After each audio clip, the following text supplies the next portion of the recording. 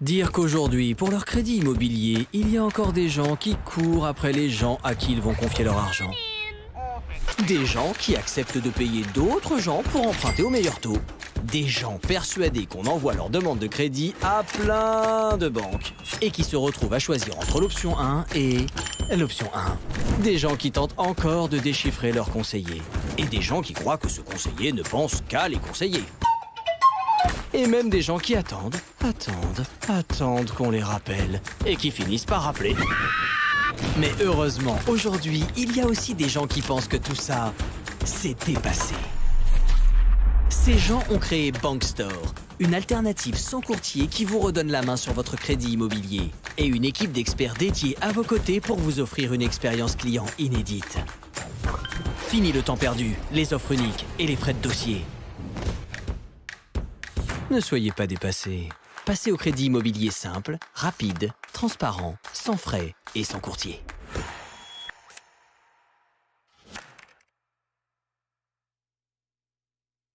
Bonsoir à tous, merci de me donner l'occasion de vous présenter Bankstore. Comme vous l'avez vu dans la vidéo, Bankstore, on va parler de logement. Le logement aujourd'hui, c'est une des principales préoccupations des Français. On est sur un marché qui est colossal. Le logement, c'est un marché de besoin. Donc on a dans sa vie besoin de se loger. C'est un besoin fondamental sur lequel il faut savoir qu'on change en moyenne 4 à 5 fois dans sa vie de bien. Aujourd'hui, le marché il est énorme puisque en France, il existe approximativement entre 30 et 35 millions de biens et que ces biens-là, il y a 3 à 4% par an qui changent de main. Il y a une rotation. Donc, on dépasse aujourd'hui le million de transactions depuis quelques années. On est entre 900 000 et 1,2 million.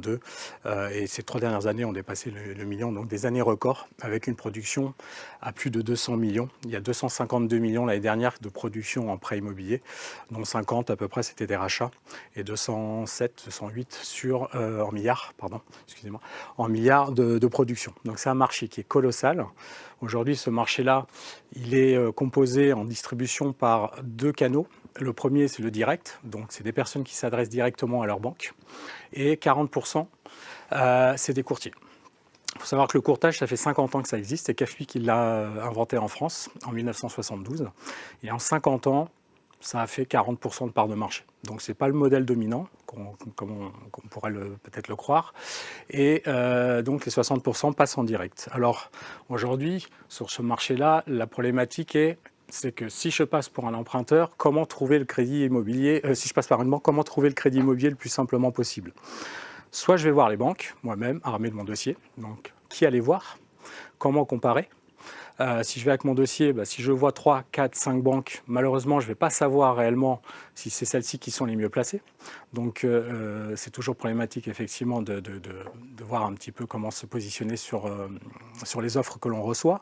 Toutes les banques ne font pas les mêmes propositions. Donc, il y en a qui vont faire des propositions avec des taux plus bas, plus d'apports, d'autres moins d'apports, plus d'assurance. C'est compliqué. C'est un milieu qui est complètement difficile à déchiffrer. Et donc, on pourrait se dire, allons voir un courtier. Le problème du courtier, là, c'est qu'on va tout miser sur une personne. Et là, on va être confronté à beaucoup de biais. Le biais déjà de se dire, est-ce que la personne va envoyer mon dossier à plusieurs banques et à toutes les banques? Est-ce qu'il va négocier au mieux pour mes intérêts? Est-ce qu'il va me ramener toutes les propositions qu'il a obtenues ou seulement celles qui sont les plus intéressantes pour lui? Parce qu'il y a une grosse différence aussi au niveau des commissions qu'il perçoit par les banques. Donc, c'est compliqué également sur un courtier de se dire, est-ce que je suis sûr d'avoir la meilleure solution? La problématique aussi du courtier, c'est que je vais débourser 2 à 3 000 euros. En moyenne, aujourd'hui, le marché est à 2 à 3 000 euros pour avoir cette prestation-là sur effectivement un résultat qui n'est pas assuré. Donc, on a réfléchi un petit peu et on s'est dit comment on peut craquer le système et apporter une nouvelle piste et une nouvelle solution à tous les emprunteurs. Moi-même, j'ai été courtier pour l'histoire. J'ai fait 20 ans de courtage chez le leader. Aujourd'hui, j'ai ouvert une dizaine d'agences par le passé, donc je connais très bien le marché. Et on s'est dit, il y a plein de choses à faire avec le digital.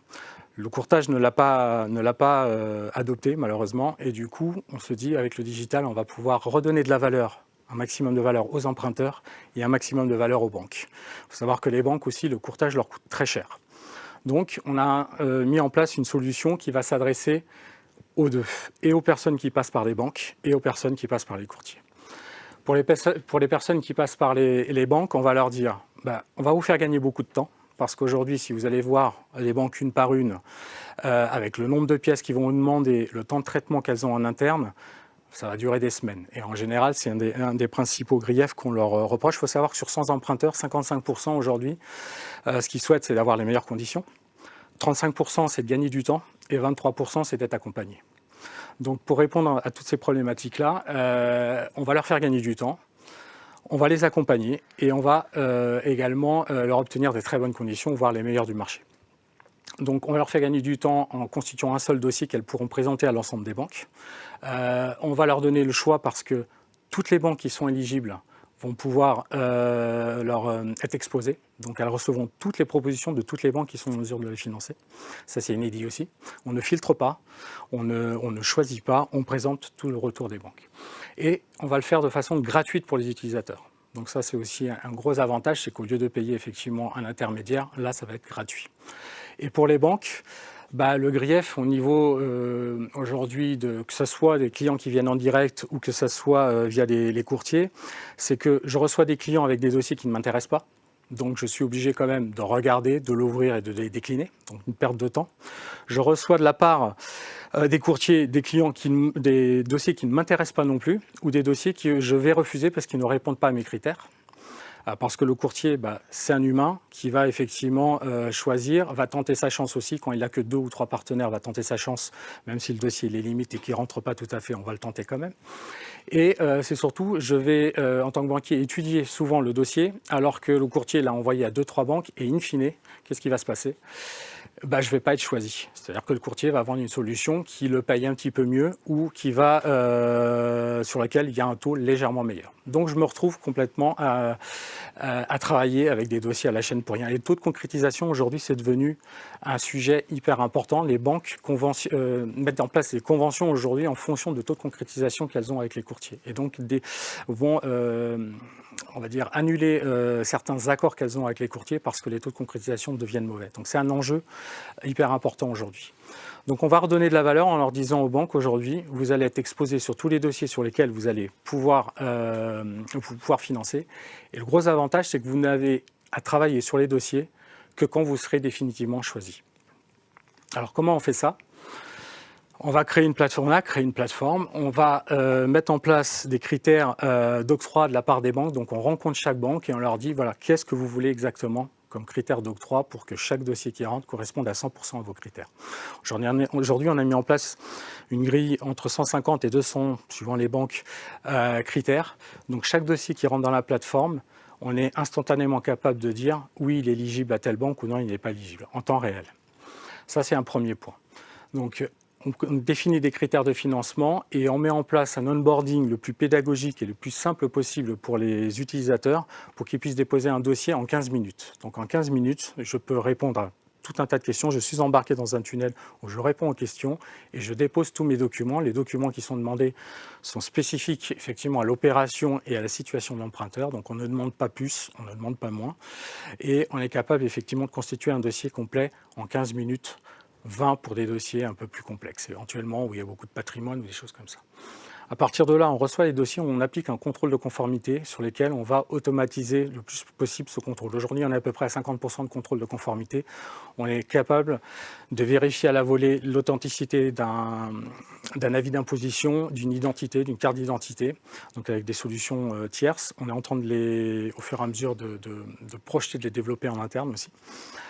L'idée, c'est de tendre à 100% d'automatisation pour que ce contrôle de conformité se fasse également à la volée. Une fois que ce contrôle de conformité a été fait, donc on met en parallèle les informations qui ont été saisies avec les justificatifs pour que le dossier puisse être exploitable. On s'assure qu'il est exploitable par nos partenaires. En 24 heures, donc on fait ce travail-là aujourd'hui et on pousse directement toutes les propositions aux clients. Donc aujourd'hui, vous déposez un dossier sur la plateforme, vous pouvez avoir 3, 5, 10 propositions de financement en 24 heures. Ces propositions de financement, donc, elles sont détaillées. Vous avez des taux, le coût des assurances, les options du prêt, les caractéristiques de la banque. On ne donne pas l'identité de la banque à ce stade-là parce que Bankstore se veut complètement transparent et on ne veut pas créer un biais à ce stade-là. Donc on ne veut pas qu'un client se dise « j'ai une mauvaise image de telle ou telle banque, donc je ne vais pas la choisir ». il pourra la choisir, il pourra l'écarter in fine s'il le veut une fois qu'il aura, quand il sera arrivé à la fin de son parcours. Donc, on va lui exposer toutes les propositions, lui faire même des propositions dynamiques alternatives. Donc, il a demandé un 20 ans. Si son dossier passe sur 15 ans ou sur 25 ans, on va aussi lui faire des propositions dynamiques sur toutes les, pour éventuellement lui donner d'autres perspectives sur son financement. À partir de là, il peut se positionner, il peut choisir les 3 propositions qui lui semblent les plus intéressantes. Donc, il fait une présélection. Et qu'est-ce qui se passe? Donc, dans ces banques-là choisies, on va automatiquement renvoyer à ces banques les offres présélectionnées. On va lui dire, ce client-là vous a présélectionné, vous êtes dans une shortlist.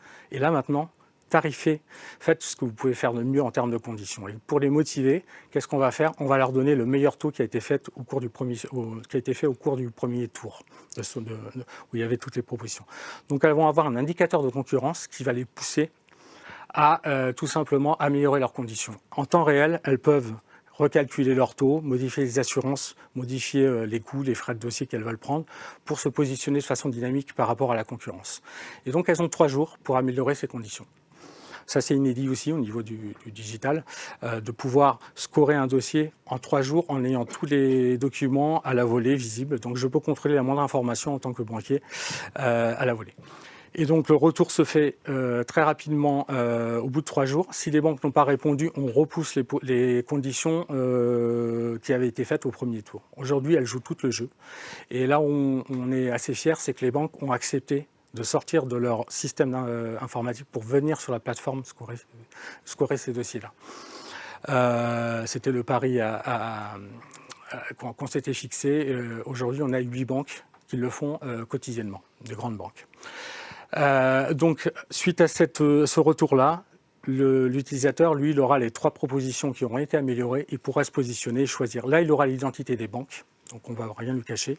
Et on va lui dire, maintenant que tu as fait le tour du marché, que tu as mis en concurrence l'ensemble de la place bancaire, tu peux te positionner effectivement sur une offre spécifique. À tout moment, bien sûr, il peut être accompagné d'un